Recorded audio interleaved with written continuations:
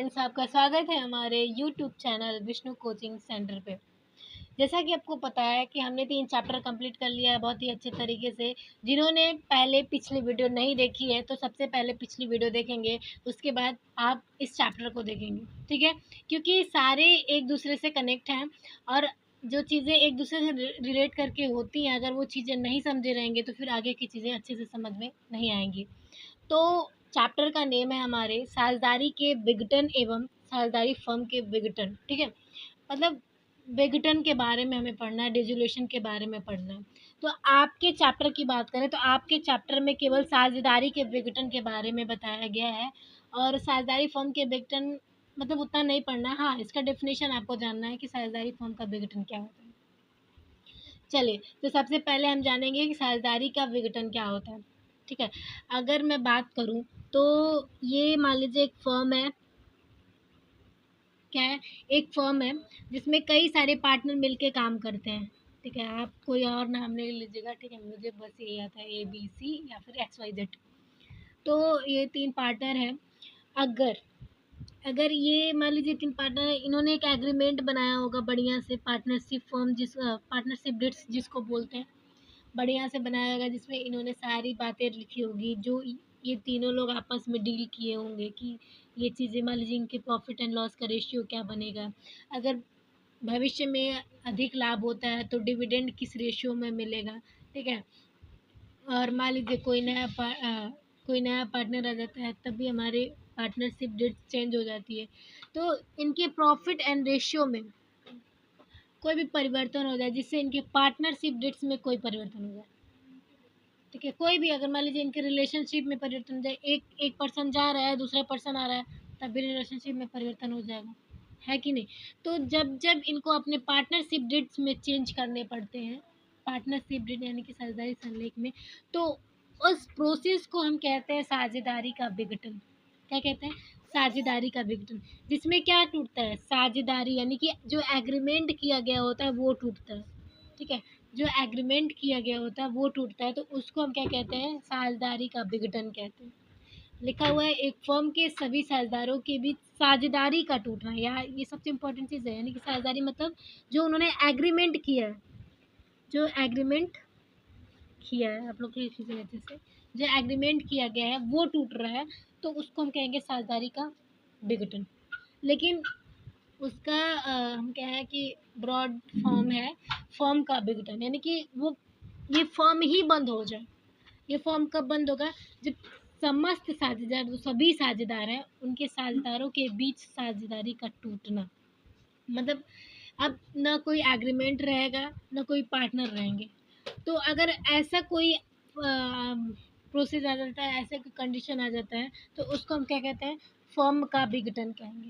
यानी कि समस्त साझेदारों के बीच में, यहाँ पे एग्रीमेंट में चेंज होता था लेकिन अब समस्त साझेदारों के बीच में साझेदारी का टूटना, यानी कि सारे लोग अब निकलने वाले हैं, कोई रहने वाला नहीं है, ठीक है? तो यहाँ पे क्या होगा? फर्म का विघटन हो जाएगा। चलिए, इन दोनों के बीच में डिफरेंस क्या क्या हो सकते हैं वो पढ़ेंगे ताकि आपको ये ज़्यादा क्लियर हो सके। क्योंकि अगर किसी चीज़ के डिफरेंस के बारे में हम पढ़ लेते हैं तो उसके डिफिनीशन में लिखने में हमें प्रॉब्लम नहीं होती है। ओके, दोनों में डिफरेंस पढ़ते हैं कि फर्म के विघटन में क्या डिफरेंस है और साझेदारी के विघटन में क्या डिफरेंस है। सबसे पहला डिफरेंस मैंने लिखा है कि संबंधों में परिवर्तन। संबंधों में परिवर्तन का मतलब है कि इन दोनों में क्या रिलेशनशिप है या क्या चेंजेस होती हैं तो माना जाता है फर्म का विघटन है, और क्या चेंजेस होता है तो माना जाता है साझेदारी का विघटन है। तो साझेदारी के विघटन में बात करें तो इनके हम कह सकते हैं जो भी वर्तमान में साझेदार हैं, जो भी प्रेजेंट में पार्टनर्स काम कर रहे हैं, जो भी प्रेजेंट में पार्टनर काम कर रहे हैं, अगर उनके संबंध में कोई परिवर्तन होता है, उनके रिलेशनशिप में कोई चेंजेस होते हैं तो उनको क्या कहेंगे? उनको हम कहेंगे साझेदारी फर्म का विघटन, ठीक है?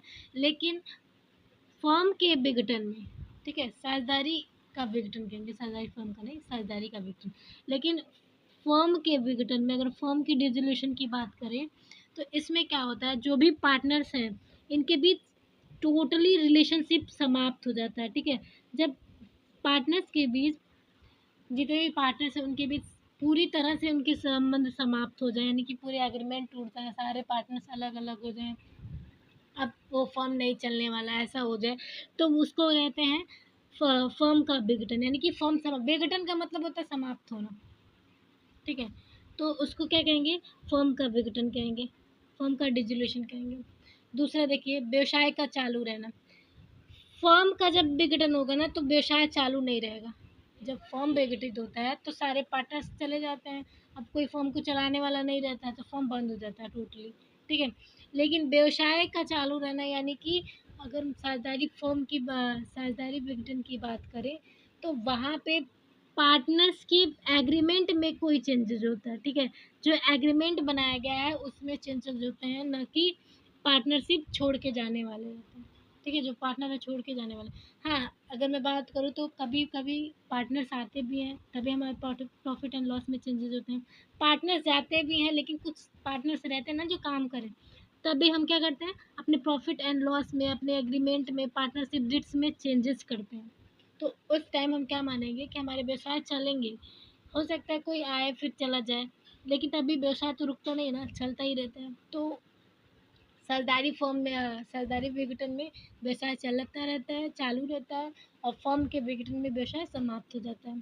प्रभाव क्या बढ़ता है कि अगर मान लीजिए फर्म का विघटन हो रहा है, तो अनिवार्य रूप से साझेदारी का भी विघटन हो जाएगा। अगर फर्म का विघटन हो रहा है तो अनिवार्य रूप से साझेदारी का भी विघटन हो जाएगा। लेकिन अगर साझेदारी का विघटन हो रहा है, यानी कि साझेदारी में कोई परिवर्तन हो रहा है, तो ये ज़रूरी नहीं है कि फर्म टोटली बंद हो जाएगा, ठीक है। फर्म टोटली बंद नहीं होगा, इसका प्रभाव ये पड़ता है। लेखा पुस्तकों का बंद होना। फर्म के विघटन में सारे लेखा पुस्तक बंद हो जाएंगे, क्योंकि अब फर्म चलने वाला ही नहीं है, फर्म ही बंद होने जा रहा है, तो भाई पुस्तक कहाँ से लिखेंगे, कौन अकाउंट बनाएगा, कोई नहीं बनाएगा। तो टोटली लेखा पुस्तकों का बंद होना मतलब कि पूरी तरह से अगर हम लेखा पुस्तक बंद करते हैं तो वो फर्म के विघटन में होता है। लेकिन अगर हम अपने पुस्तकों में परिवर्तन करके कोई दूसरी अकाउंट्स खोल रहे हैं, तो ये हम कहते हैं साझेदारी फर्म का विघटन है, साझेदारी का विघटन है। इसका है साझेदारी का विघटन है। प्रकृति, नेचर की बात करें तो साझेदारी का विघटन ऐच्छिक होता है, मतलब कोई साझेदार का मन करे आ सकता है, जा सकता है, इससे भी हमारे पार्टनरशिप डेट में प्रभाव पड़ता है। तो आने जाने से अगर आप अपने पार्टनरशिप डिड में चेंज करते हैं तो ये आपकी मर्जी है, यानी कि साझेदारी विघटन ऐच्छिक होता है, लेकिन जबकि जो फर्म का विघटन होता है ना, वो अनिवार्य रूप से हो सकता है, ठीक है। अनिवार्य रूप से हो सकता है, और एक चीज़ और कि ये ऐच्छिक भी हो सकता है। अगर मान लीजिए सारे पार्टनर्स दिवालिया हो गए हैं, किसी के पास पैसे नहीं हैं, तो न्यायालय इसको अनिवार्य रूप से इस फर्म को बंद करने के लिए कहेगी, तो वहाँ पे अनिवार्य रूप से उस फर्म को बंद करना है। लेकिन अगर मान लीजिए सबके पास पैसे हैं, फिर भी वो काम नहीं करना चाहते, वो फर्म को बंद करना चाहते हैं, तो उनके ऊपर है वो बंद करें या ना बंद करें, ठीक है। अब देखिए, न्यायालय का आदेश। अगर आप साझेदारी फर्म का विघटन, मतलब साझेदारी का विघटन कर रहे हैं, तो उसमें पार्टनरशिप डीड में चेंज करेंगे, जो भी आपने एग्रीमेंट कर रखा है, तो उसमें आपको न्यायालय का आदेश लेने की ज़रूरत नहीं है। लेकिन अगर आप फर्म का विघटन कर रहे हैं तो उसमें न्यायालय का आदेश अनिवार्य होता है, मतलब आपको न्यायालय का आदेश लेना पड़ेगा, ठीक है। दूसरी बात एक और है इसमें, संपत्ति और दायित्वों का निपटारा। सारे संपत्ति और दायित्वों को बेच के हम अपने जो भी हमारे दायित्व हैं उनका निपटारा करते हैं, और बाद में जो भी चीज़ें बच जाती हैं, मान लीजिए लाभ अधिक हुआ है, संपत्ति ज़्यादा है, तो फिर जो साझेदार हैं, पार्टनर्स हैं, उनको दिया जाता है। आई होप आपको ये अंदर समझ में आया होगा। अगर वीडियो अच्छी लगे तो प्लीज़ लाइक एंड सब्सक्राइब करिएगा, और जहाँ पे भी आपको डाउट हो तो प्लीज़ कमेंट करिए, क्योंकि जब तक आप कमेंट करेंगे नहीं तब तक हमें पता नहीं चलेगा कि आपको कहाँ पे प्रॉब्लम हो रही है, ठीक है। तो बस सब्सक्राइब करिएगा। Thank you.